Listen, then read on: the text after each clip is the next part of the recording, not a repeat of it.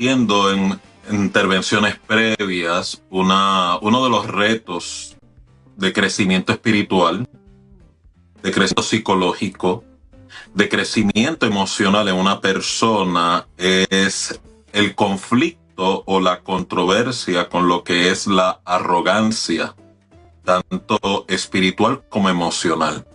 ¿Y por qué menciono este fenómeno de la arrogancia?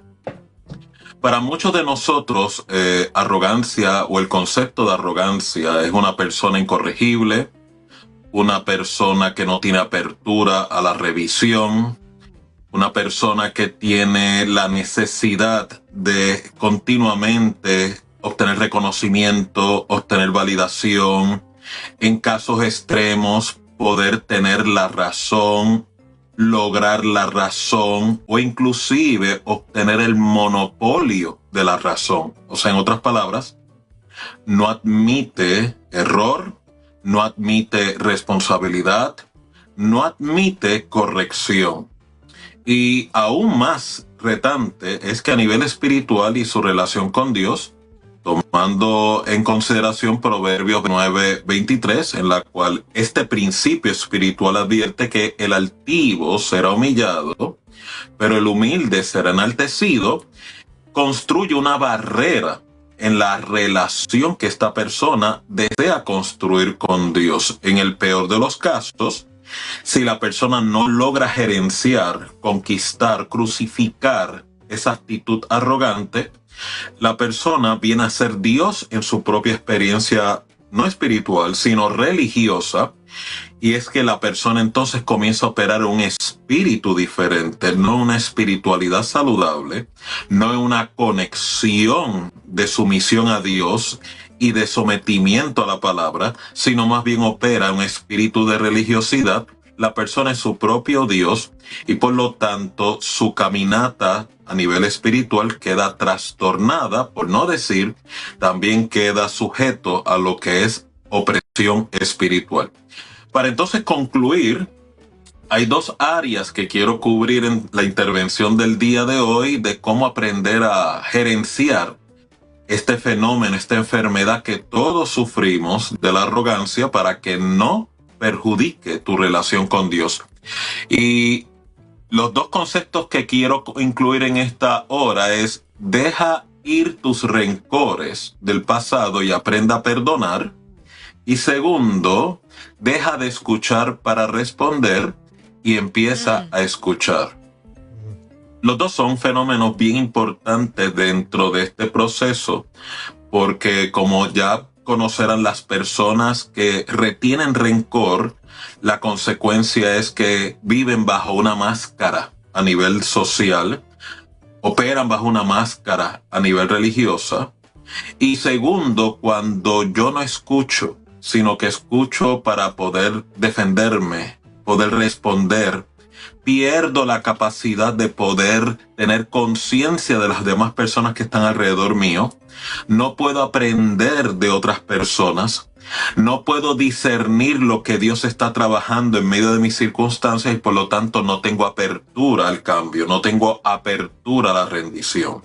Ahora bien, cuando hablamos de dejar ir tus rencores del pasado, la gente se pregunta, ¿por qué a algunas personas se les hace difícil perdonar? ¿Por qué a algunas personas se les hace difícil dejar ir el rencor en su vida? A pesar de que Dios lo advierte, a pesar de que Dios declara, si tú no perdonas, yo no te puedo perdonar. ¿Por qué algunas personas se aferran a esta enfermedad? ¿Por qué algunas personas institucionalizan la experiencia tóxica del rencor?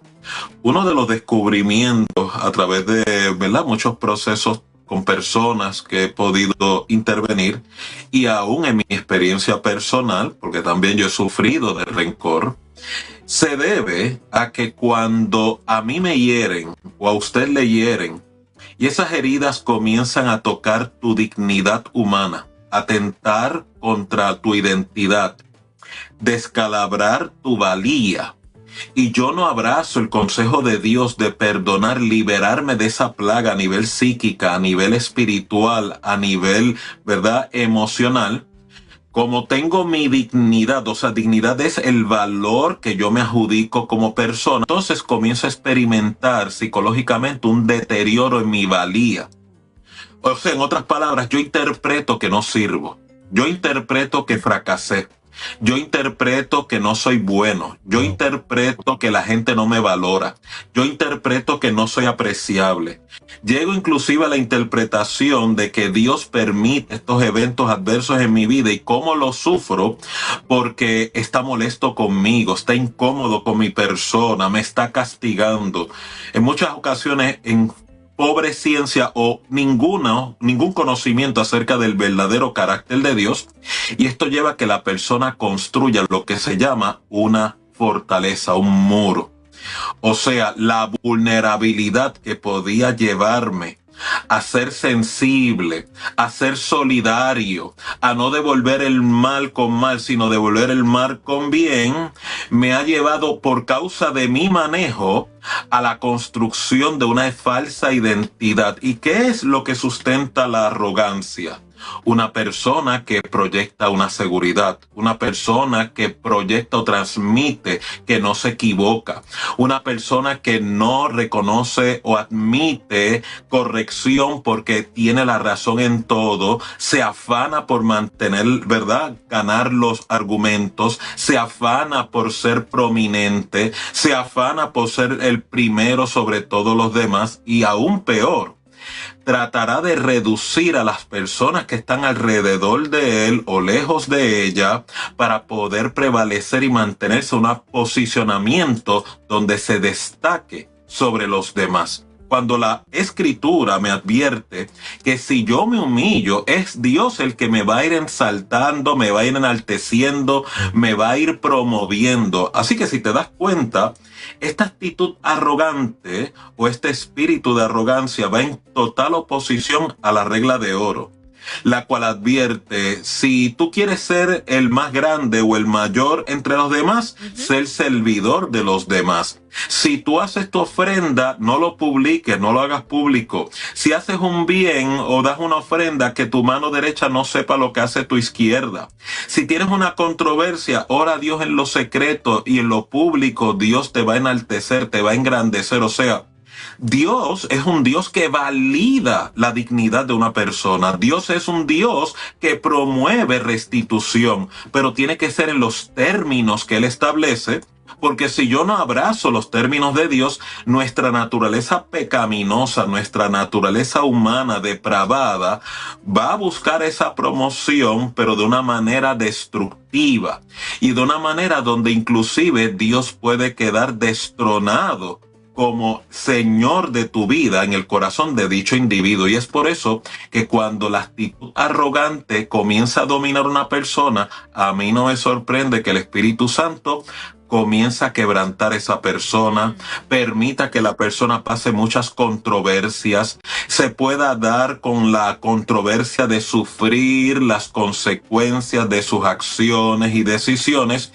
y por eso la gente en espíritu arrogante continuamente y diariamente están en crisis, están involucrados en conflictos interpersonales, como que la controversia jamás se aparta de ellos, no solamente por la actitud que han promovido, sino por el espíritu que reside en ellos, porque donde hay arrogancia, también opera lo diabólico, lo demoníaco, lo satánico. Esa barrera que usted está hablando permite el proceso de sanar, permite el proceso de detectar que hay rencor, que hay algo que trabajar en automático, ¿verdad? O necesita ayuda si es que se deja ayudar también. Eso es otro aspecto, doctor. Sí, interesante pregunta.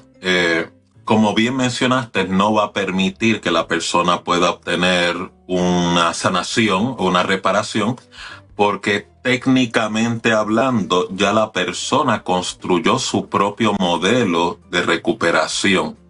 Muy tóxico, muy destructivo, wow, sumamente, ¿verdad?, peligroso, pero ya lo tiene construido. Es como tú construir una edificación, un edificio, y este edificio en la Zapata está lleno de vicios en sus columnas. Por lo tanto, ¿qué hace un ingeniero estructural? No le pone remaches, por ley lo tienen que mandar a demoler. El mismo principio el Espíritu Santo va a utilizar en la persona que se resiste a la corrección. Y es por eso que muchas personas que operan en esta actitud están en riesgo de quedar demolidos.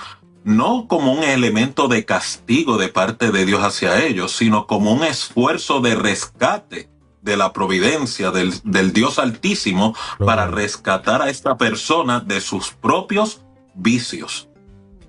Qué poderoso es. No, esto es demasiado fuerte en cierta parte, ¿no? Porque siempre pensábamos que ese rencor que viene, ¿verdad? De esa construcción de la ofensa y todo lo que nosotros vamos dejando que pase, pensábamos que era lo de afuera, o sea, la otra persona. Pero estamos hablando que hay una situación mayor interna que está ocurriendo, no tan solo el hecho de no perdonar, ¿ves? Porque a veces pensamos que simplemente es no perdonar. Es que hay otras cosas que se están dando en nuestro interior que no nos damos cuenta simplemente con el hecho de ya tener ese rencor. Así que yo creo que el banderón, siempre pensamos cuáles son las señales y las banderas rojas. Es ese rencor, ¿verdad? Eso que tiene adentro, que no es solamente la ofensa. Hay muchas cosas que están construyendo y que necesitamos evaluar en nuestro interior. Y en esa parte de poder aprender a perdonar, entonces, doctor, ¿dónde podemos tirar la línea en que escuchamos y hasta lo decimos? Mira, a veces hasta uno, hemos aconsejado, hemos dicho, aún uno no sintiendo, perdona para que libere. Pero cuán genuino puede ser eso, o cuán liberador puede ser en el proceso para sanar realmente, si el rencor todavía está ahí. No sé si me expliqué ahí. Él entiende muy bien. Sí, él me entiende. Pues eso es una observación muy útil, Esteban. Si sabrás, y esto estoy seguro que la audiencia ha tenido experiencias con este fenómeno, cuando tú encuentras individuos que reafirman que han perdonado una controversia, pero cuando Dios viene a validar esa sanidad, todavía responden con controversia asociado al evento. Todavía, ¿verdad? Cuando hablan de la experiencia, hablan con cierto resentimiento, cierta descomposición emocional, cierto sentido o deseo de venganza, aunque a veces lo cubren con el término justicia, pero en realidad lo que quieren es venganza. Y ahí te das cuenta el espíritu que está operando en el corazón de la persona que sufre estas controversias. Y es por eso que cuando hablamos de poder dejar ir el rencor, lo que estamos hablando es la persona en su cabeza interpreta que reteniendo control de la falta del otro o mantener viva la acusación, porque este es el problema de la persona en arrogancia y la persona contaminada con el rencor. Se le hace difícil asumir responsabilidad. Siempre están victimizándose, siempre están adjudicando culpa. La responsabilidad es del otro, de las circunstancias. Y como ya te vas a dar cuenta, cómo Dios va a poder auxiliar a una persona cuando está en una activa resistencia, en lo que llamamos una actitud temeraria, una actitud oposicional.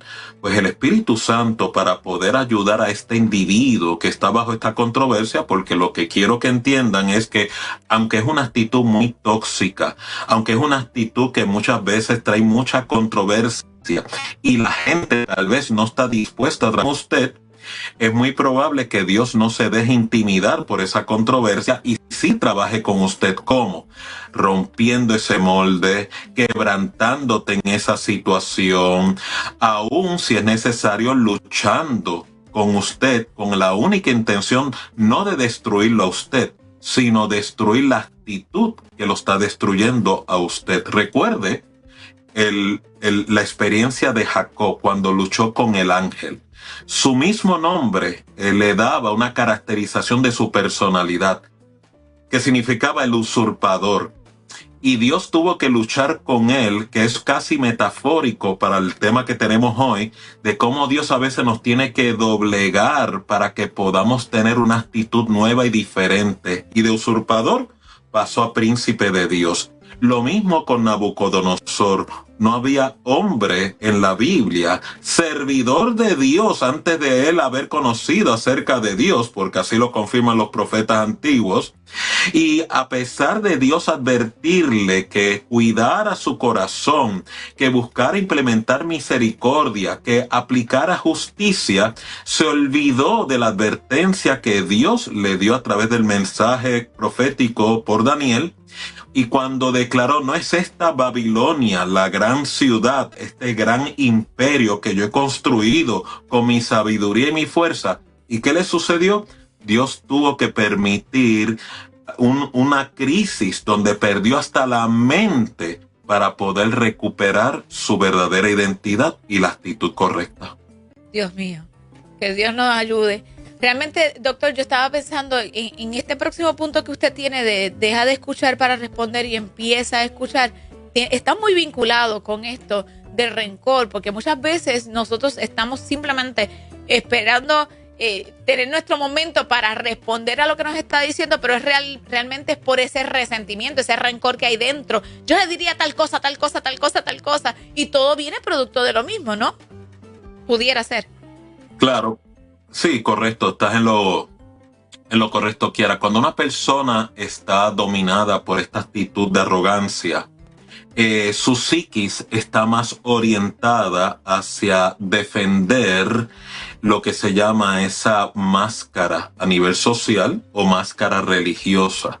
Por lo tanto, no es sorpresa que la persona sufra dificultades para poder entrar en lo que se llama reflexión, poder entrar en análisis, poder escuchar la otra parte desde su contexto. Cuando tú estás manejando conflictos o cuando tú estás aprendiendo a ejercer caridad con otra persona o cuando tú estás aprendiendo a relacionarte con otras personas, es bien importante la destreza de conciencia del otro, lo que se llama conciencia interpersonal, que significa yo tengo que aprender cómo la otra persona procesa la información, cómo la recibe, cómo maneja conflictos, cómo responde a lo que son lo que son mis planteamientos. Si mi tono de voz le pone un estado de ansiedad, si en la manera que yo respondo la persona puede ser auténtica, puede abrir su corazón. Pues una persona en esta condición no tiene esa destreza, sino que la otra parte, mientras está haciendo su narrativa, ya esta persona se siente atacado en lo personal. O sea, no puede diferenciar entre lo que es un planteamiento analítico, un planteamiento crítico versus me están agrediendo, me están atacando, me están llevando la contraria. Pues todo el esfuerzo de la persona se le va en ¿qué? Defenderse, poder prevalecer, poder ganar el argumento en vez de ganar el corazón.